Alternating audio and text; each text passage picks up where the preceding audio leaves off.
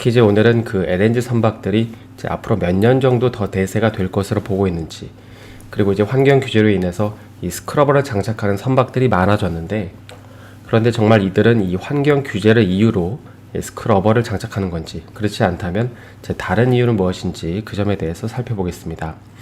그 전에 일단 우리가 알고 있는 이 일반적인 신조 선박 발주에 대한 논리를 정리해보면 대충 이런 거죠. 일반적으로 이제 경기가 좋아지면 물동량이 늘어나고, 물동량이 늘어나면 배가 많이 필요해지니까 이제 해운 운임이 상승하면서 중고 선가가 올라가고, 그래도 이제 배가 부족하면 결국에 이 신조 선박 발주가 이어집니다. 그러니까 이 신조 선박의 발주가 늘어나는 이유 중에 하나는 이 경기 호황 흐름과 밀접한 관련이 있는 것이죠. 그래서 이제 지난 2010년 전까지의 이 조선업의 사이클은 대개 이제 이런 패턴에 의해서 주로 발주가 이루어졌었는데, 그런데 이제 2010년 이후부터는 이제 환경 규제 이슈가 불거지면서 이제 이게 신조 선박 발주에 큰 영향을 미치게 됩니다. 특히 이제 2020년부터 가해지는 이 IMO 규제 때문에 이제 앞으로는 황물질이 적은 연료를 써야 되고, 그러니까 이런 이유 때문에 어떤 선박들은 이제 폐선을 하기로 결정하면서 이 신조 선박의 발주가 이어지게 되는 것이죠.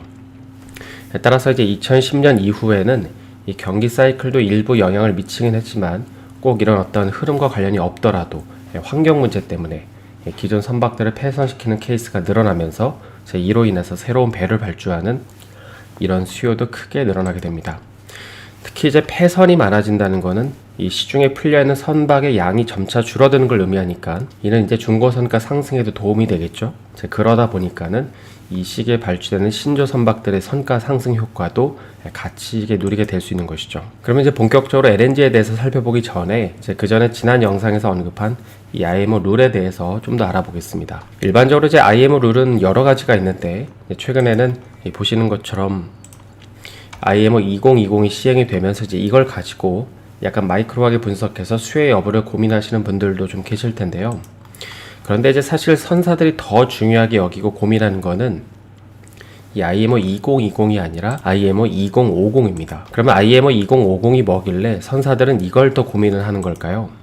그러니까 쉽게 말해서 이제 2050년까지 CO2, 그러니까 이산화탄소를 40%까지 줄이고, 그리고 조금 더 자세하게 보면 개별 선박들은 무려 70%까지 줄여야 하는 룰입니다. 그러니까 이제 앞으로 석유 연료를 아예 쓰지 말라는 말이랑 이제 같은 말인 거죠. 그리고 이제 그 대신에 뭐 LNG나 LPG, 뭐 메탄올, 암모니아, 그러니까 이런 연료들로 대체를 하라는 것입니다. 우리가 흔히 이제 조선업에 뭐 슈퍼사이클이 온다, 뭐 슈퍼사이클이다, 이런 로직 중에 하나는 이제 바로 이 IMO 2050이 있는데, 그러니까 일반적으로 이제 선박의 연수는 보통 한 20년에서 25년 정도라고 하죠.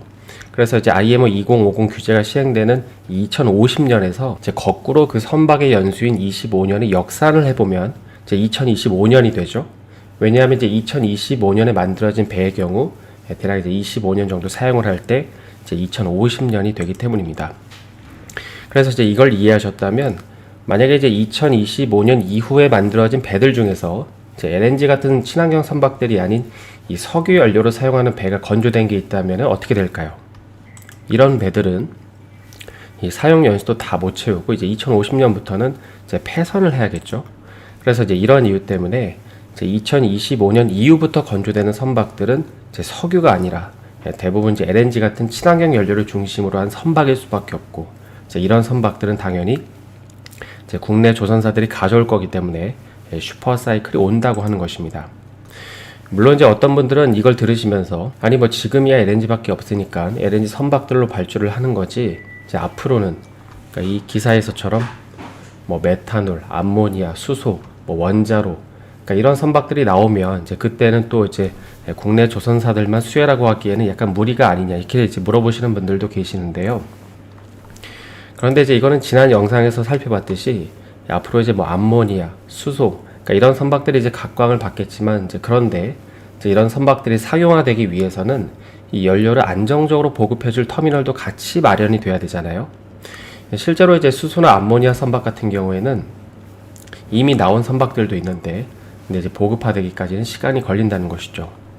실제로 이제 중국 같은 경우에는 올해 이제 이미 지난달에 세계 최초로 이 암모니아 추진선 인도를 했습니다. 물론 시장에서는 이게 진짜 암모니아 추진선인지에 대해서는 의견이 분분하지만, 어쨌든 이 기사만 놓고 보면 이 LNG 이후의 선박들은 이미 건조도 되고 인도도 되는 걸 알 수 있습니다. 하지만 이제 그럼에도 현재 대세가 되지 못하는 이유는 이건 마치 그 현재 도로에 이제 수소차가 돌아다니긴 하지만은 충전소가 부족하기 때문에 상용화가 못 되는 그런 이치인 것이죠. 그러다 보니까는 당분간은 그 앞단에 있는 친환경차인 전기차만 이제 주구장창 생산이 될 텐데, 마찬가지로 이제 암모니아선이 뭐 아무리 저렴하고 아무리 친환경적이라고 할지라도 아직은 이 암모니아를 안정적으로 생산하고 공급해줄 터미널이 없기 때문에 당분간은 이 LNG만 주구장창 건조를 해야 되는 것이죠. 그래서 이제 여기까지 정리를 해보면 이제 과거와는 달리 현재 이 신조 선박 발주가 이루어지는 논리 중에 하나는 이 중고 선박을 바라보는 관점이 바뀌고 있기 때문이고, 이제 그에 더해서 이제 현재 선수들은 이 IMO 2020도 중요하지만은 IMO 2050 이벤트를 더 중요하게 보고 있고, 이제 그러다 보니까 2025년 이후부터 발주되는 선박들은 대부분 친환경 선박으로 바뀔 수밖에 없다는 점도 이제 살펴봤습니다. 그럼 이제 다음으로 이 중고 선박들을 보유하고 있는 선주들 중에 폐선을 하지 않고 스크러버를 장착하는 이제 선주들이 있죠. 그러니까 이런 선주들은 왜 스크러버를 장착을 하는 걸까요? 이 매연을 씻은 물을 이제 버리는 스크러버 장착 선박들에 대한 입항 금지가 이제 계속이 되고 있는 상황에서 최근에 선주들은 왜 스크러버 설치를 늘리는 걸까요? 이제 그 이유를 이제 이해하기 전에 이제 한편으로 그 곰곰이 생각을 해보시면, 이 스크러버를 쓴다는 말은 이 벙커 CU의 판매량도 같이 늘어난다는 걸 의미를 하죠. 네, 하지만 이제 보시는 것처럼 이제 IMO 규제가 시행되는 2020년부터 이 벙커 CU의 판매량은 이제 줄어들고 있습니다. 그러니까 벙커 CU를 쓰면서 발생하는 매연을 처리하는 게 스크러버인데, 그런데 이제 스크러버 설치량은 늘어나는데 벙커 CU 판매량은 왜 줄어드는 걸까요? 한 가지 이유는 이 조선업 시리즈 맨 처음에 살펴봤던 논리 중에 하나인 이 중고선을 비싸게 팔기 위한, 그러니까 중고 선박 가격을 상승시키기 위한 전략적인 선택이기 때문입니다. 그러니까 대당 한 6, 70억 정도 하는 이 스크러버를 장착해서 단기적으로 이제 중고 선박 가격을 이제 높이려고 하는 거죠.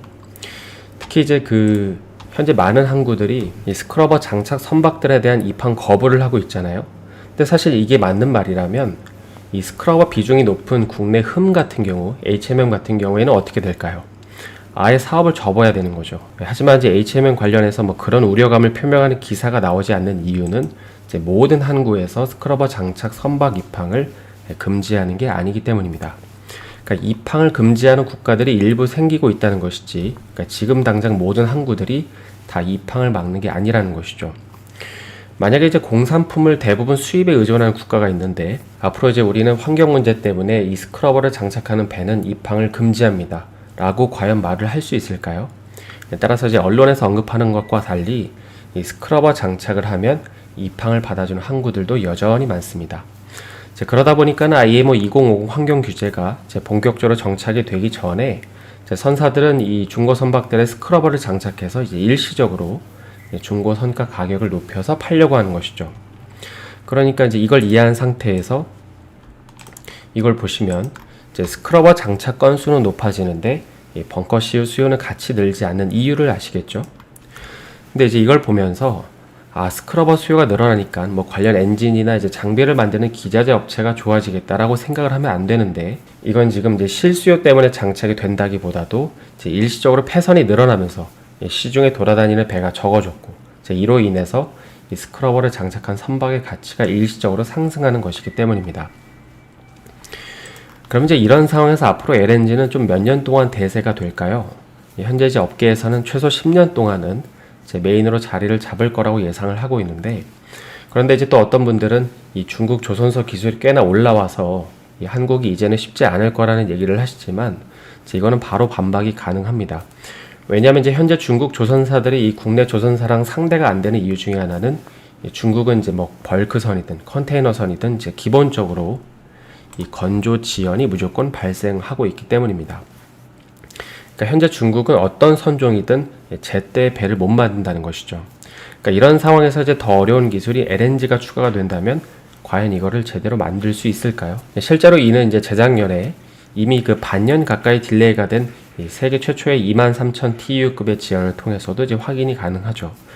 사실 세계 최초라는 타이틀이 주는 이 후광 효과가 엄청난데 이제 한두 달도 아니고 반년을 반년의 납기를 못 맞춰서 인도를 했습니다. 그래서 이제 중국 조선소와 관련해서는 뭐 나중에 한번 길게 얘기할 기회가 있겠지만, 이제 일반적으로 중국 조선소 업체들은 이제 기계를 잘 못 맞추기 때문에 국내 조선사들과는 비교가 안 되는 것이죠. 그러면 이제 앞으로 LNG가 선박 연료로 얼마나 쓰이게 될까요? 현재 업계에서는 뭐 10년 내지 혹은 이제 15년 정도 이제 LNG가 더 쓰일 거라고 보고 있는데, 이제 그리고 그 이후에 이제 또 다른 부각되는 연료가 있는데, 이제 그거는 그 나중에 살펴보기로 하고요. 그럼 이제 작년부터 부각되고 있는 이 메탄올 선박이나 뭐 암모니아를 활용한 선박은 어떨까요? 일단 이제 이 두 연료 모두 이 환경에 문제가 되는 CO2가 안 나오죠. 그런데 이제 현재 이들 연료 같은 경우에는 이제 문제는 이 엔진 자체도 뭐 더 개발이 되어야 되겠지만은, 이제 가장 큰 문제는 보시는 것처럼 이 연료를 안정적으로 조달받을 수 있는 방법이 뭐냐는 것입니다. 그리고 현재도 이 원재료 가격이 계속 상승을 하고 있죠. 그래서 이제 보시는 거는 메탄올 가격인데 뭐 저점 대비 거의 2배가 넘게 올랐고요. 그 다음에 이제 암모니아도 2020년 대비 저점 대비 거의 뭐 이제 2배가 올랐습니다. 그래서 이제 작년에 HMM 같은 경우도 이제 스크러버를 달고 운항을 했던 이유가 이제 연료비를 줄이려고 그랬던 거잖아요. 그래서 이제 현재 업계에서는 이 뭐 메탄올이나 암모니아 선박이 이제 좋은 건 알겠는데, 그런데 이제 이런 연료를 대상으로 받아서 쓰려면 이제 어떻게 되냐고, 그러니까 어떻게 해야 되냐고 이제 물었을 때 이제 선뜻 답하기 어려운 부분이 있습니다. 물론 이제 최근에는 간간히 이런 선박들의 발주가 되고 있긴 하지만, 이제 이런 이유 때문에 주류가 되기에는 시간이 조금 더 필요하다고 보는 것이죠. 그럼 이제 LNG 선박은 어떻게 주류가 될 수 있었던 걸까요? 이 LNG 혹은 이제 LPG 선박은 이제 미국의 셰일가스가 등장을 하면서 이 문제가 해결이 됐습니다. 사실 이제 그 이전에 사용됐던 연료였던 이 벙커CU도 보면은, 이제 벙커CU가 본격적으로 쓰이게 된 계기가 이제 1차 세계대전, 그러니까 2차 세계대전이 발발하면서였는데, 비행기 같은 곳에 이제 연료를 안정적으로 공급하기 위해서 이제 벙커CU가 개발이 됐고, 이제 그 이후에도 이제 선박에다가 벙커CU를 활용하기로 하면서 이제 선박 시장 역시 이제 크게 성장을 할 수 있었던 것이죠.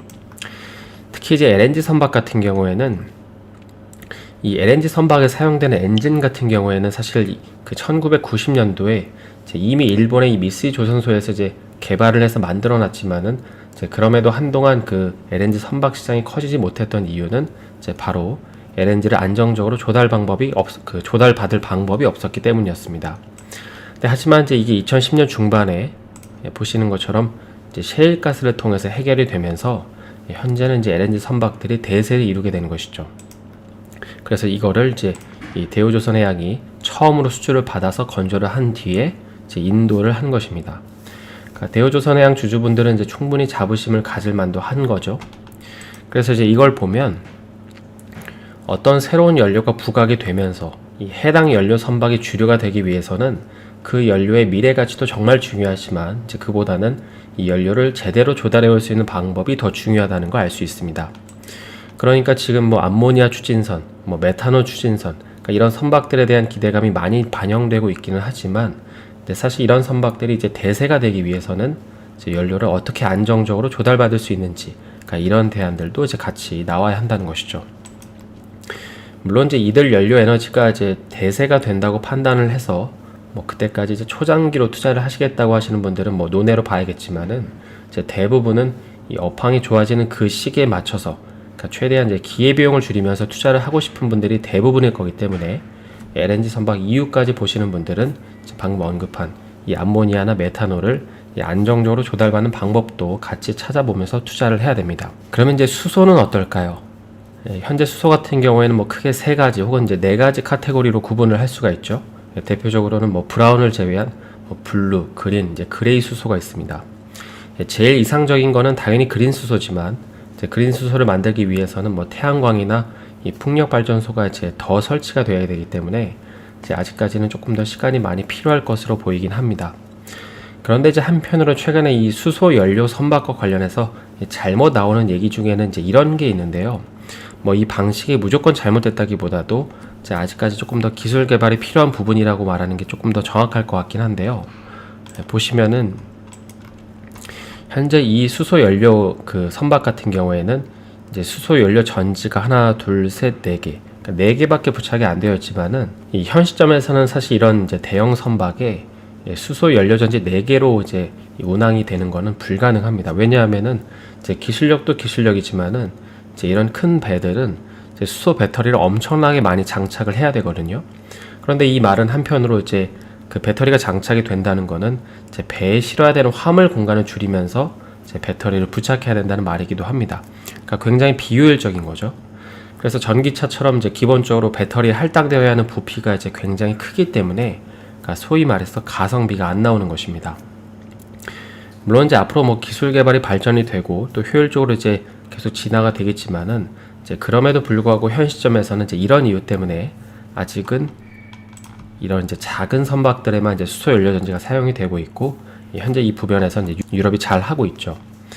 특히 이제 아직 먼 미래의 일이긴 하지만은 현재 그 전 세계 바다에 떠다니는 선박 같은 경우에는 이런 대형 선박보다도 이제 이런 중소형 선박들이 이제 압도적으로 많기 때문에 만약에 유럽이 이제 찐 친환경 선박 분야에서 치고 나온다고 하면 추후에 이제 국내 조선사들이 꽤나 고전할 수도 있다는 얘기가 이제 그래서 나오는 것입니다. 그리고 이제 작은 선박 얘기가 나온 김에 최근에 이제 신심찮게 나오는 얘기 중에 하나가 이제 현재는 그 국내 조선사들이 이제 대형 선박을 아주 잘 만들잖아요. 그런데 이제 과연 나중에도 이런 대형 선박들이 이제 그렇게나 많이 필요할까라는 거에 대해서 그 의구심이 있다는 것입니다. 그러니까 이거는 이제 이렇게 한번 생각을 해보시면 어떨까 싶은데요. 과거에 이제 대형 선박 기준은 이제 8,000 TU급이었는데 그런데 이게 이제 어느 순간 뭐 10,000 TU급, 그러니까 20,000 TU급 이렇게 커진 이유는 바로 이제 중국 때문이었습니다. 그러니까 2000년대 당시 중국은 이제 전 세계 공장 역할을 자처하면서 실어 날려야 되는 이런 원자재 양이 엄청나게 많았기 때문에 배의 크기를 더 키워서 그러니까 대형 선박의 기준을 이제 바꿔놨던 것이죠. 그런데 이제 한편으로 또 생각을 해보면 이제 앞으로 조만간 중국이 또 한 번 그런 슈퍼사이클을 일으킬 정도로 성장을 할 수 있을까? 그러니까 이런 질문에 대해서 생각을 해보면 선뜻 그렇다라고 답을 하기가 이제 어려운 것이죠. 물론 이제 최근에는 뭐 인도가 제2의 중국이다 이런 얘기들이 많이 나오긴 하지만은 사실 이 얘기는 이제 10년째 나오고 있는 얘기고 그래서 아직까지 실제로 이제 그렇게 되고 있는 건 아니기 때문에 이제 앞으로의 선박 시장은 이제 대형이 아니라 중소형이 이끌 수도 있다는 견해도 참고를 하시면 도움이 될 것 같습니다. 이제 다음으로는 이 최근에 좋은 흐름을 보고 있는 이 조선 기자재 쪽을 좀 잠깐 보면 최근에 이제 기자재 쪽에서는 큰 이슈가 있었죠. 대우조선해양이랑 이제 현대중공업 합병이 무산이 되면서 기자재 쪽이 굉장히 좋은 흐름을 보였습니다. 이제 그 이유에 대해서 보면은 이 과거 이제 현대자동차랑 이제 기아차 합병 이슈를 좀 떠올려 보시면 도움이 될 것 같은데요. 이제 현대차가 기아차를 이제 인수하기 전까지는 이제 각각 연결되어 있는 부품 벤더사들이 있었겠죠. 그러니까 현대차는 이제 자기들한테 공급하는 부품사들이 있고 또 기아차는 이제 기아차에 공급을 하는 이 부품사들이 있는데 그런데 이제 이들이 합병이 되면서 이제 벤더사도 이제 통합이 됩니다. 그리고 나온 회사가 이제 우리가 잘 알고 있는 이 현대모비스죠. 그래서 이제 앞으로는 모든 부품을 이제 현대모비스를 통해서 조달을 받기 때문에 이제 그 밑에 있던 여러 기자재 업체들은 자연스럽게 교통 정리가 되고 또 자연스럽게 마진은 이제 모비스가 더 좋아지는 것입니다. 그래서 이제 이 논리를 그 이번에 합병권에 좀 적용을 해보면 이제 대우조선해양과 이제 현대중공업 이제 각자 이제 지금은 그 부품 벤더사들이 있는데 만약에 이제 대우랑 현중이랑 합병을 해버리면 이제 그동안 대우에 납품을 하던 업체들은 이제 합병이 됐으니까 이제 현중 눈치를 이제 봐야겠죠. 그리고 이제 이거는 뭐 추측이지만은 추후에 이제 모비스처럼 현중이 이제 뭐 중간 대장급 회사를 세워놓기라도 한다면 이제 그 중간 대장은 밑에 있는 벤더사들의 이익을 최대한 깎아서 부품을 가지고 오려고 할 거기 때문에 HSD 엔진 같은 기업들은 이제 좋을 수가 없었던 것이죠. 하지만 현재는 이제 그 악재가 이제 해소가 됐고 주식시장에서 가장 싫어하는 불확실성이 해소가 된 것이죠. 그리고 이제 조금 더 나아가서 생각을 해보면 이제 이거는 그 최근에 이제 다른 조선사들에 비해서 대우조선해양이 특히나 이제 급등을 했던 이유 중 하나라고 생각을 하는데 사실 이제 지난 3년간 국내 조선 3사 중에서 이제 가장 꼴찌로 수주를 했던 곳이 바로 이제 대우조선해양이었습니다. 보시는 이제 당장 그 작년 상반기만 하더라도 이제 3중한테도 밀렸고 연말 합산을 해도 대우조선해양이 이제 꼴찌였습니다. 뭐 이제 수주를 많이 못한 이유에 대해서는 여러 가지 요인이 있었겠지만은 이제 그 중에 하나가 이제 합병도 이제 한 몫을 했던 거라서 이제 수주를 많이 못했는데 그런데 이제 한편으로 또 곰곰이 생각을 해보면 수주를 많이 못했다는 거는 도크가 그만큼 많이 비어 있다는 거잖아요. 그리고 이제 그 말은 추후에 이제 선사들 같은 경우에 이제 국내 조선사들한테 이제 수주를 맡기고 싶은데 이 현중이나 삼중은 도크가 꽉 차서 어렵고 그래서 이제 상대적으로 도크가 여유가 있는 대우한테 물량이 올 수도 있다는 말이기도 합니다. 그리고 이제 한편으로 또 이 말은 대우 벤더사들, 특히 이제 방금 언급했던 이 HSD 엔진 같은 기업들은 지금 이제 대우조선해양이 이제 받는 실적만큼 이제 그대로 이제 따라가고 있는데, 그런데 이제 현재 도크가 좀 비어있는 대우의 물량이 늘어난다고 가정을 하면 HSD 엔진의 실적은 어떻게 될지 한번 생각을 해볼 수 있다는 것입니다. 그래서 투자자들은 이제 이런 부분까지 생각을 하는 것이죠. 그러니까 보통은 이제 선사들이 본인과 거래하는 이제 조선사들을 찾는 경우가 이제 대부분이지만, 근데 이제 내가 급한데 비슷하게 선박을 만들어줄 수 있는 곳이 있다면 거기다가 이제 물량을 맡기지 않을까요? 그래서 이제 앞으로 조선사들의 수주량이 계속 유지된다고 했을 때 이제 기존에 비어있던 이 대우조선해양의 도크가 계속 채워진다면 그 밑에서 부품을 납품하는 벤더사들도 찾아보면 도움이 될 수 있을 것 같습니다. 왜냐하면 이제 방금 말씀드린 논리대로 이제 대우 같은 경우에는 상대적으로 다른 조선사들에 비해서 이제 수주를 덜 했기 때문에, 그래서 도크가 비어있기 때문에 원래 나한테 올 물량은 아니었지만 반사수혜를 통한 물량들이 들어오면서 실적이 더 늘어날 수 있기 때문입니다. 그래서 이제 여기까지 LNG 이후에 이제 연료전지 전망과 그리고 또 대우조선해양 벤더사들을 봐야 하는 이유에 대해서 좀 살펴봤는데요. 오늘 영상이 도움이 되셨다면 좋아요와 구독 부탁드립니다.